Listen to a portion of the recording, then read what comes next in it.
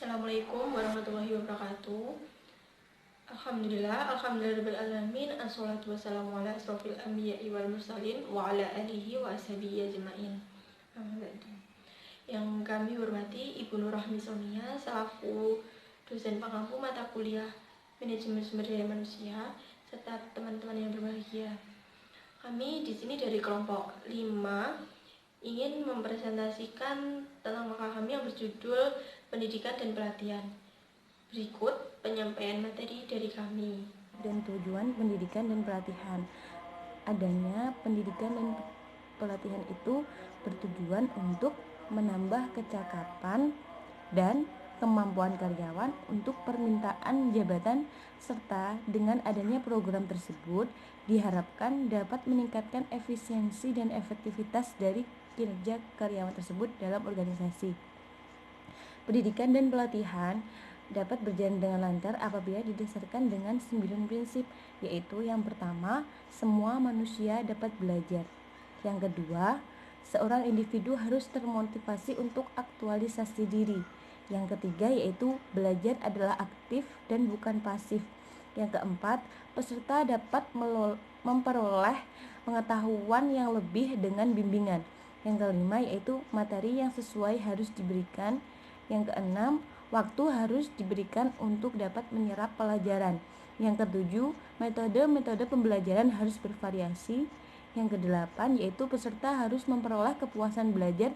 Dan yang terakhir yaitu peserta memerlukan penguat dari perilaku yang tepat. Kemudian saya akan menjelaskan tentang pentingnya pendidikan dan pelatihan. Pendidikan dan pelatihan merupakan salah satu cara untuk meningkatkan kualitas sumber daya manusia secara terencana dan sistematik. Dalam kata lain, pendidikan dan pelatihan sangat penting guna perbaikan dari kinerja sumber daya manusia dari sebuah organisasi, meliputi pengetahuan dan keterampilan yang mendukung, serta pembentukan sikap yang sesuai yang diinginkan oleh organisasi. Selanjutnya saya akan melanjutkan presentasi dari teman-teman, yaitu institusi pengembangan SDM. Institusi di sini dapat diartikan sebagai lembaga yang mendukung sebuah organisasi, yang mana kedepannya akan berjalan dengan apa yang sudah ditetapkan sesuai dengan tujuan yang diharapkan. Karena tanpa adanya program pengembangan SDM, pasti setiap organisasi akan mengalami kendala. Dan SDM itu sangat diperlukan untuk melengkapi cara di mana agar dapat menggerakkan manusia untuk melakukan kegiatan yang sudah direncanakan di setiap organisasinya. Pengelolaan dan pengembangan SDM minimal harus memiliki 3 dimensi, yaitu 1, perencanaan atau planning. Yang kedua, penyediaan atau produksi atau production. Yang ketiga, pengelolaan atau manajemen. Jika ketiga faktor di atas dapat dikuasai seluruh SDM, maka dapat dikatakan sebuah lembaga memiliki kapabilitas SDM yang memadai. Artinya, program pengembangan SDM sudah dilakukan secara menyeluruh. Adapun untuk meningkatkan komitmen SDM terhadap lembaga atau institusi bisa dilakukan dengan pelatihan pada pembangunan teamwork yang solid. Jadi setiap institusi atau lembaga itu harus mempunyai tim kerja atau rekan kerja atau organisasi yang solid, yang kompak. Yang kedua, mengadakan rekreasi secara berkala. Jadi misalnya setiap akhir tahun atau setiap akhir tahun ajaran di setiap institusi atau lembaga itu biasanya mengadakan rekreasi dengan tujuan biasanya agar tidak jenuh dan bisa mengekspresikan diri. Jadi eh, bisa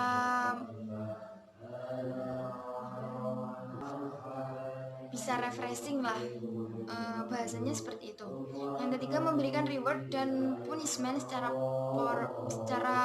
proporsional. Jadi memberikan reward kepada bawahan atau kepada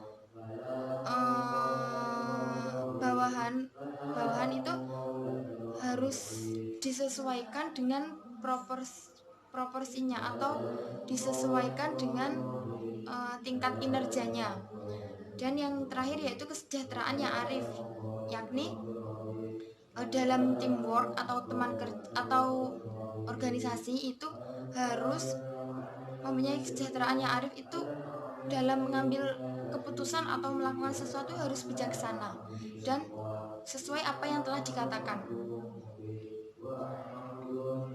Yang selanjutnya yaitu evaluasi program pelatihan dan pengembangan. Yaitu evaluasi merupakan salah satu alat yang digunakan untuk membantu perencanaan, perbaikan dan pengembangan serta penyempurnaan suatu kegiatan. Dan evaluasi itu tempatnya pasti di akhir suatu kegiatan. Kenapa sih kok ada evaluasi? Nah, itu bertujuan untuk mengetahui apa saja kendala-kendala atau kesalahan-kesalahan yang selama kita alami, yang selama kita jalankan, yang selama kita kerjakan di lembaga tersebut atau di perusahaan tersebut itu bisa dibenahi atau bisa dibicarakan baik-baik dengan teamwork pas waktu rapat akhir tahun atau rapat akhir bulan. Yang terpenting dalam konteks evaluasi program. Dan evaluasi ini dapat digunakan untuk mengetahui tingkat perolehan belajar peserta dan tingkat keefektifan program diklat yang telah dan tengah dilaksanakan ataupun dampak dari terlaksananya program pelatihan tersebut. Dan evaluasi ini dapat digunakan untuk mengetahui tingkat kearifan program diklat yang telah dan tengah dilaksanakan atau dampak dari terlaksananya program pelatihan tersebut. Jadi evaluasi itu sebenarnya pembenahan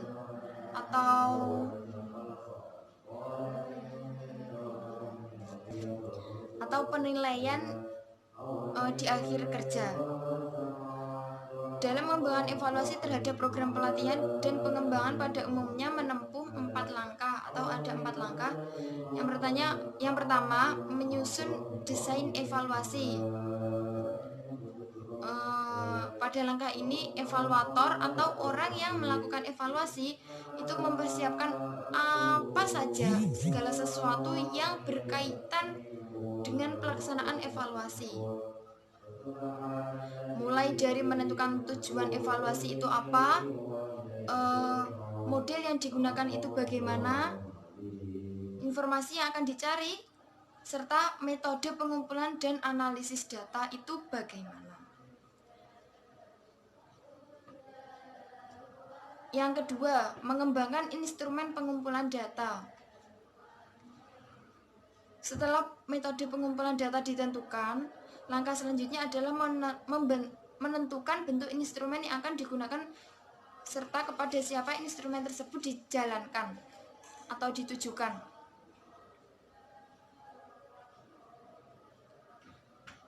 Yang ketiga, mengumpulkan data, analisis dan juga judgment.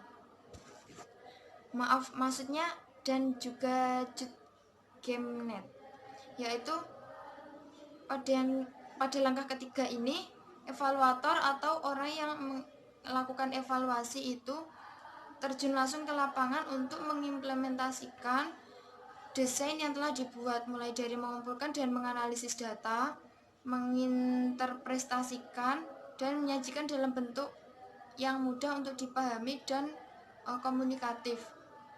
Jadi yang melakukan evaluasi tadi itu langsung melangkah atau langsung terjun ke lapangan untuk mengaplikasikan atau mempraktekkan hal tersebut. Yang keempat yaitu menyusun laporan hasil evaluasi. Laporan itu disusun sesuai dengan kesepakatan kontrak yang ditandatangani. Misalnya dalam kontrak disepakati bahwa laporan dibuat 2 jenis laporan dengan sasaran atau penerima laporan yang berbeda. Dan dapat disepakati pula bahwa penyampaian laporan secara tertulis dan ada kesempatan presentasi. Dan langkah terakhir ini berkaitan dengan tujuan diadakannya evaluasi. Jadi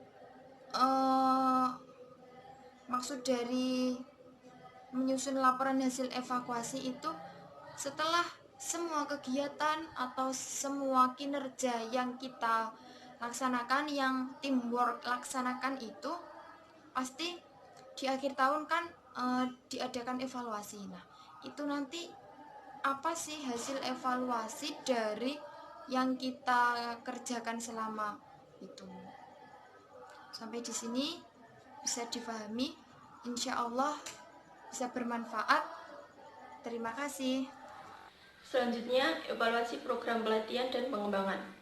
Evaluasi merupakan salah satu alat yang dapat digunakan untuk membantu perencanaan, perbaikan, dan pengembangan serta penyempurnaan suatu kegiatan. Menurut Supriyono, evaluasi berperan penting dalam keseluruhan program pembelajaran dan pendidikan, termasuk pada program pendidikan dan pelatihan. Peranan dan kegunaan evaluasi dirasa sangat penting, maka para perancang dan pelaksana program pelatihan serta evaluator program pelatihan harus memahami konsep evaluasi dan peranannya dalam keseluruhan program pelatihan. Dalam mengadakan evaluasi terhadap program pelatihan dan pengembangan, pada umumnya menempuh 4 langkah. Yang pertama, menyusun desain evaluasi. Desain evaluasi biasanya disusun oleh evaluator serta setelah melakukan diskusi dan ada kesepakatan dengan pihak yang akan membiayai kegiatan evaluasi atau disebut dengan sponsor. Yang kedua, mengembangkan instrumen pengumpulan data. Untuk memperoleh data yang valid, maka instrumen yang digunakan harus memperhatikan masalah validitas dan reliabilitas.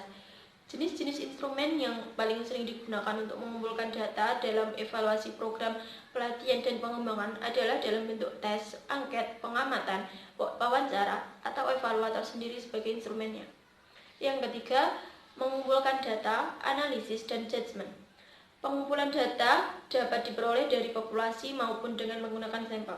Berdasarkan data yang telah dikumpulkan, kemudian dianalisis dan dibuat judgement berdasarkan kriteria maupun standar yang ada.